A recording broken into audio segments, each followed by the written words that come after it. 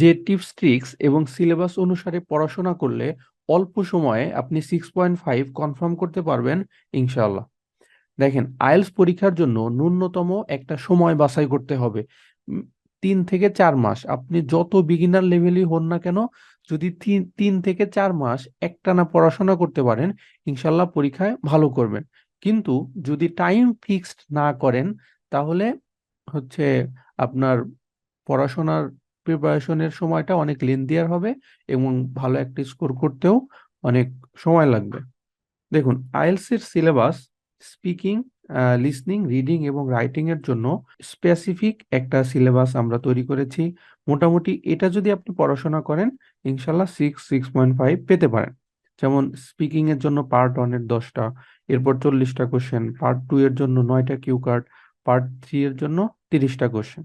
আমরা ফিক্সড একটা সিলেবাস তৈরি করেছি যে আগে আপনি এই এই কোশ্চেনগুলো সলভ করবেন, তারপর আপনি স্পিকিং পার্টনারের সাথে প্র্যাকটিস করবেন।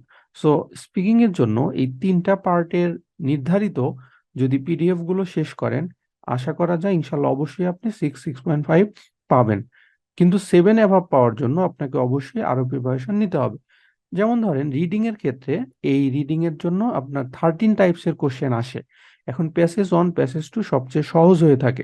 রিডিং এর মধ্যে সবচেয়ে বেশি যে কোশ্চেনটা আসে সেটা হচ্ছে ফিলিং দ্য ব্লাঙ্কস। ভাই, এটা আমার নিজের মুখের কথা না, ক্যামব্রিজের 11 থেকে 17 পর্যন্ত কোশ্চেনগুলো আমরা রিসার্চ করে দেখেছি যে টোটাল প্রায় 1200টা কোশ্চেনের মধ্যে 412টা কোশ্চেনই আসছে ফিলিং দ্য ব্লাঙ্কস নিয়ে।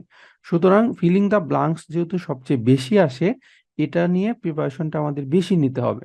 এরপর আসে true false not given. So 284টা কোশ্চেন, বা ক্যামব্রিজ 11 থেকে ক্যামব্রিজ 17 পর্যন্ত 25% কোশ্চেন আসছে ট্রু ফলস নট গিভেন নিয়ে।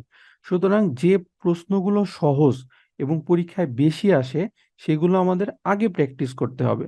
সো এই যে দেখেন, ক্যামব্রিজ 11 থেকে ক্যামব্রিজ 17 পর্যন্ত প্রত্যেকটা টেস্টের question analysis, filling the blanks 36%, true false not given 25%।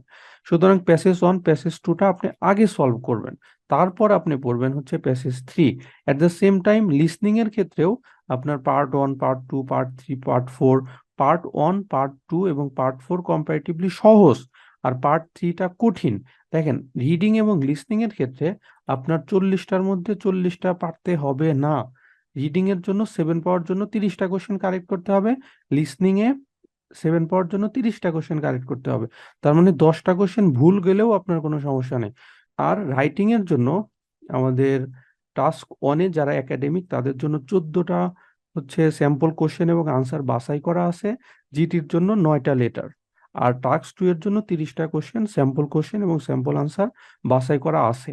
এই এই একটা স্ট্রাকচার বা সিলেবাসটা আগে শেষ করবেন, তারপর যত বেশি সম্ভব আপনি প্র্যাকটিস করবেন। আমাদের অতীতের অসংখ্য স্টুডেন্টকে আমরা দেখেছি যে আমাদের টিপস ট্রিক্স এবং সিলেবাস গুলো ইউজ করে, মানে আমরা যেভাবে পড়তে বলেছি সেভাবে পড়ে তারা তাদের ডিজার্ট স্কোর 6.5, 7, যারা আরো পড়াশোনা করেছে তাদের জন্য ভালো হয়েছে বা ভালো স্কোর করেছে। 6.5 পাওয়ার জন্য টিপস ট্রিক্স মোটামুটি ইউজ করলে এবং ন্যূনতম যদি আপনার একটা বেসিক থাকে, আপনি ইনশাল্লাহ সহজেই পাবেন। টিপস ট্রিক্স হচ্ছে একটা গ্লুকোজের মতো, যে আপনি এখন গ্লুকোজ খেলেন, এখনই এনার্জি পেলেন। বাট 7 অ্যাভাব, 7.5, 8 পাওয়ার জন্য শুধু টিপস ট্রিক্স দিয়ে হবে না, আপনার পার্সিভিয়ারেন্স বা ধৈর্য সহকারে পড়াশোনা করতে হবে। It will take time. বিশেষ করে রিডিং এর ক্ষেত্রে রিডিং এর ইমপ্রুভমেন্ট একটু স্লো হয়, কিন্তু যেগুলো সহজ এগুলো আপনি হচ্ছে আগে পড়বেন। আমাদের ফুল কোর্সে যারা ভর্তি হন তাদেরকে আমরা সাধারণত A to Z গাইডলাইন দিয়ে থাকি। যাদের বেসিকে প্রবলেম, বেসিক আর অ্যাডভান্স গ্রামারের জন্য 10টা ক্লাস রেকর্ড, 10টা ক্লাস লেকচার শিট দিয়ে থাকি। এছাড়া 24টা মেইন ক্লাসের পাশাপাশি যতদিন আপনি পরীক্ষা না দেন প্র্যাকটিস বেসে ক্লাস সমূহ পাবেন। সুতরাং এইভাবে ধৈর্য সহকারে পড়াশোনা করলে, টিপস ট্রিক্স এবং পড়াশোনা, তাহলেই আপনার 7 অর 7 অ্যাভাব স্কোর হওয়া সম্ভব ইনশাল্লাহ।